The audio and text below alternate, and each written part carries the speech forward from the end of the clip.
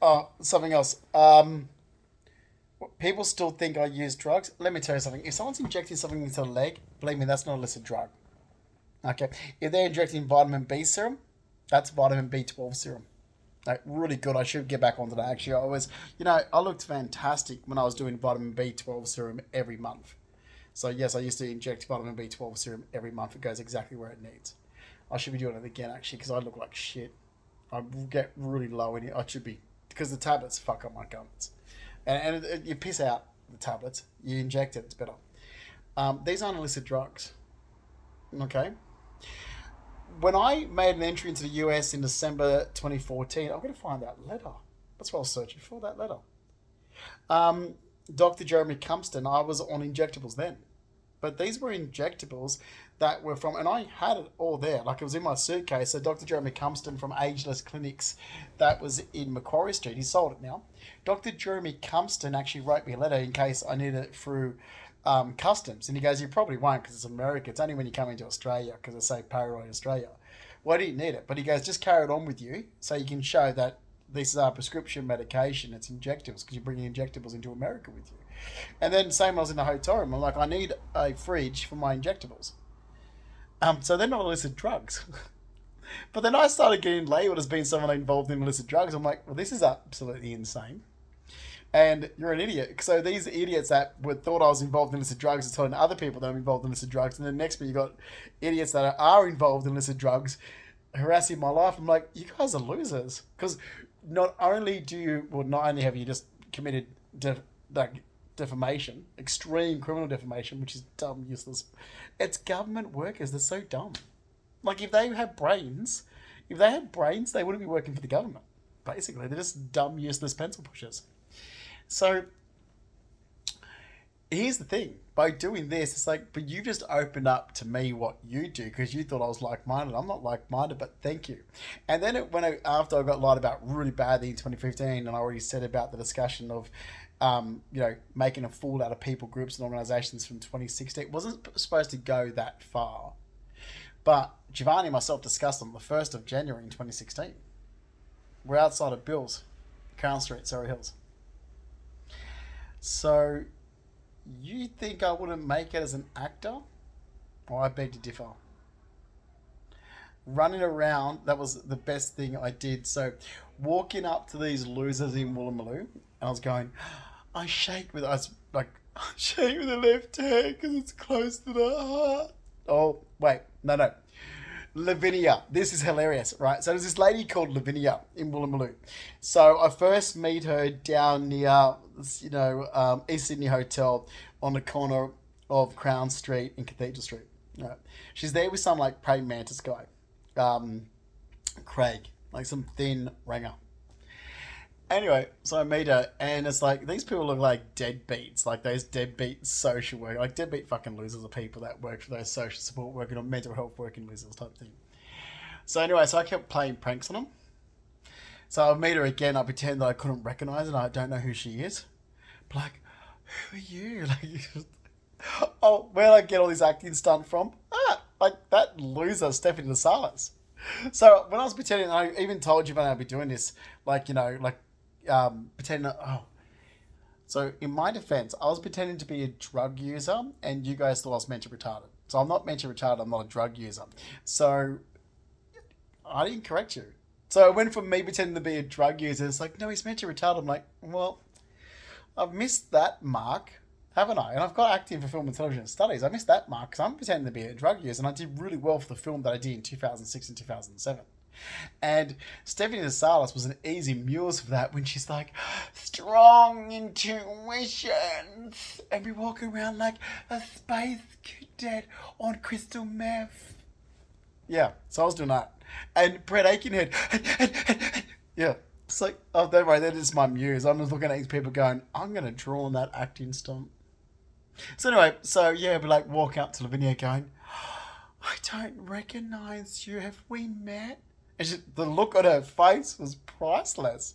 She's like, oh my God, like literally thought I was mentally retarded.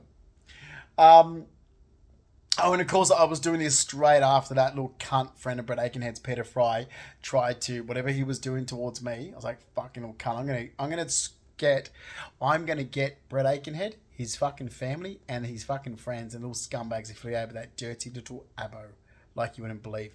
And as soon as that prick walked up to me and said, I'm a friend of Brett Aikenhead's, I'm like, oh, you're on my list. I'm so going to fuck you over. Pedophile. The loser. Deadbeat. So, anyway, yeah. So, but I wasn't expecting that he actually drugged me. I knew. So, like, Giovanni said, you've got no way to prove it. I'm like, I'm telling you, Gio, he drugged me on G. I know. And he's under surveillance by police, so I have to be able to prove it. Because you're not going to be able to. I was like, okay, I'm going to have to get him for something else then. I'm going to have to fuck him up for something else. I knew it straight away. I was like, no, I'm going to fuck him up. I'm going to fuck Brett's family. And like, because these dirty little abo lied about me. It's like, I don't know Brett Aikenhead. He doesn't know me. I met him in April 2015. He's a dirty little fucking abo. He's a little piece of shit that needs his fucking abo head kicked in. Fucking Aboriginals. Look, can everyone who's not Aboriginal start standing up towards abos? Why didn't we just fucking deal with them years ago? 100 years ago, we could have freaking sorted this shit out and got rid of the rest of them. Well, they really let this... They are the shit stain of Australia, the fucking abos. Don't put up with the scumbags that they are. Filthy fucking animals. Hey, they were considered fauna and flora for a reason. They haven't even been out of... They have not been classified human for 100 years.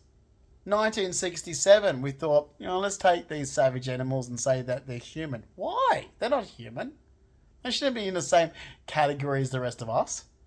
They're abos. They're dirty little savage animal pieces of shit cunts. You can call me a racist all you want, but the facts are the facts. 1967, do-gooders. God, must be the do-gooders dyeing their hair pinks and purples back then. Thought we'll take these savage animals and take them out of digging the dirt for grubs to eat and finger painting with a shit. And we're going to say that they're human. It's like, what? What are you smoking? We're going to say Aboriginals are human? They're savage animals. Always have been, always will be savage animals. They're just barbaric, disgusting, filthy animals that were considered fauna and flora, and we took them out of that in 1967. The hell is wrong with you fucking people? Freaks. So, yeah. Oh, has Justin always been like that? Yes. And so was Reg, Carol. So was Reg. Because your father agreed with Lang Hancock. What Lang Hancock said to do. How many times your dad used to say that? Plus, when even Kerry Adams walked out once, he talks about her, don't tell me she's not a friggin' abo with her bong nose. And he wasn't racist. They look like gorillas. They're fucking apes. You gotta be shitting me. They behave like monkeys. They're just a savage goddamn fucking animal. Always have been, always will be. They're gonna behave like it. That's what they deserve to be treated like. Okay? So, anyway, I didn't want to make this post a long one, but yeah, that guy doesn't know me. All right? He doesn't know me. He met me in April 2015. It's like, okay, this is where it's getting bizarre because, like, he only knows of me because I met him. Brett Aikenhead doesn't know me. He knows of me. He's just the shit stain of Australia. He's a fucking abo. So, anyway, so there's that. So the acting stunt, let's go back to Lavinia. So I was like going, I don't recognise you, but you remind me of my Nana Ruby. No, she doesn't. She looks nothing like Nana Ruby. Nana Ruby had blue eyes for starters. I'm going to call you Nana Ruby. Oh, best acting stunt I could ever possibly pull. But I did tell Giovanni I'll be doing it. And the reason being is that there was people, groups and organisations breaking surveillance laws, monitoring laws, which is a criminal offence, and I need to prove it. They're literally breaking monitoring, surveillance laws, privacy, prying, and confidentiality laws, which all the laws that they're breaking in my life since 2015 is a jailable offence. And the only way I can prove it is me playing a prank on these organisations. So I'm going to do it. Though I was advised not to. I was like, no. My mum could have got me a solicitor and taken me to court. Instead, I was going to do it my way. What have I got up my sleeve? Oh, well, I've got acting for film and television. It's like if anyone turns around to him and said, yeah, but Justin, but you were deliberately acting. Yes, I was. Boo-hoo. However, I do have acting film and television schools and schooling, and I did Okay, and as you can even see it, my year 10 yearbook, it says, I hope I see you on the big screen. Thanks, Ainsley. So, anyway, well, I didn't make it to the big screen, but, I hope I fucked over a lot of people in the last 11 years, groups and organisations and government agencies and departments for the behaviour that's criminal towards me. So I joined with a new agent, had these studies that I've done, and I'm just like, oh, so what? You thought that was real?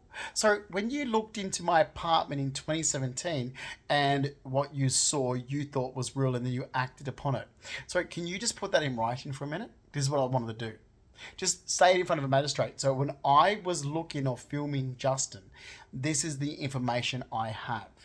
And a magistrate will put you in jail for it. Because those exact words I said, he's criminal. It breaks human rights laws and civil laws and privacy laws. Okay? You are not legally allowed to look into someone else's apartment. Any information gathered for breaking the law cannot be used in any organisation, including St. Vincent's, mental health, anything. You can't use it. It breaks the law. Well, know this. And it's like, oh, sorry. So, and so the information did get passed on, like little fuckwit losers to do with the faggot ass community, Bobby Goldsmith and all that stuff. If it did get passed on, I was like, I'm a method actor. I was rehearsing lines. No, I want you people charged. Since I was lied about in 2015, I set out to make sure that you people are going to get fucked over. Because you've broken laws in my life that reckless endangerment my health, cost me money, caused me damage, and you're going to pay for it. I'm going to make sure that you people, groups, and organisations are so fucked over, you won't ever think of doing this to anyone else again. I'm going to make sure, I don't care if you're a non-profit organisation, I'm going to make sure as hell that you know where you're situated in the legal system. And that is, you do not get to break those laws into someone's life. It's criminal. And we're getting too freely allowing people to break the laws in other people's lives in Australia. You picked the wrong person with me. That was a good part, wasn't it? I did it to Belinda Jeffries too when I pretended to have a breakdown in the salon crying. Oh my God. Nana! Oh, please, give me a fucking goddamn break. How could I have gone from being perfect, nothing wrong at all, having lunch with my mother in 2016? Not a thing wrong to, oh, now he's mentally retarded. Or he's having a breakdown. No, I don't go from having a nice lunch in 2016 where everything's perfect to suddenly completely changing. That doesn't happen to anyone. Okay? But that's called acting. Thanks. I do hope that see, if police turn a blind eye to it, that's actually called police corruption. Because police know. They know that idiots gathered information through breaking the law. And police are meant to, as soon as it's brought up to police, they're meant to be charging the people breaking information. Like breaking the laws to get the information. You can't do it. I think it's hilarious that these people really thought they could. You can't. Did you like, wait, I've got anxiety. I can't be around these people. Oh my God. Oh, Coles. No, IGA. No, Geo. That was Coles. No, Audi. Audi was good. Audi was fucking hilarious. That organisation followed me around the deadbeats. Those losers of mind dog. Like, seriously, it's like you just broke surveillance laws. You literally broke surveillance laws. This is absolutely, well, hilarious. Because you think you're going to get away with it. See, I'm going to say this, where everybody had it, where you would have got away with it, is because the simple fact is I was living in America. So I moved. As a permanent resident, green card holder since 2014, I moved. I owned my own place over there. I had all my assets and belongings. Life was perfect. I was selling to move to Atlantic City and purchase in Atlantic City. And then you kept it going, was in America. You see, you had your chance. Like in 2018 when Mum said, oh, what are you going to do? You're going to hang around Sydney, get revenge on these people? Yes, I am, Carol. So, now that you interfered in my life in America and everything else, that you just kept it going for 11 years, it's like, oh, you had your chance. I mean, you are obviously this dumb. Because you're still doing it to date. So you're obviously this fucking stupid. See, you had your chance. I was living in America. And then Stephanie Salas followed me there. Okay. You guys had a chance. Okay? You've blown your chance. I came back for revenge. I came back to sue you for the damages that you've cost me. And believe me, that's what's going to happen, because if police turn a blind eye to your behaviour of breaking laws in my life, then police corruption, because they can't turn a blind eye to the fact that you broke laws into my life. You can sugarcoat it all you want, but the simple fact remains is that you broke laws into my life and you're meant to be charged for it. You can be like, but we're a non-profit organisation and I'm just a female. No, man. You broke laws in my life and it caused a reaction from me. Or whether the reaction was acting or not is beside the point. Really.